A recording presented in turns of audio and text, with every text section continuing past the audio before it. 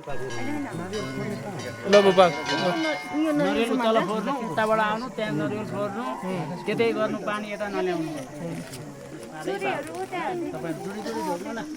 झ्याप झ्याप जुडी के गर्दै थियो भिडियो बनाएको एउटा पनि बनाएको छ केटाकेटी छैनन् भने सर भिडियो रे यहाँ मन्दिरमा पूजा गर्दै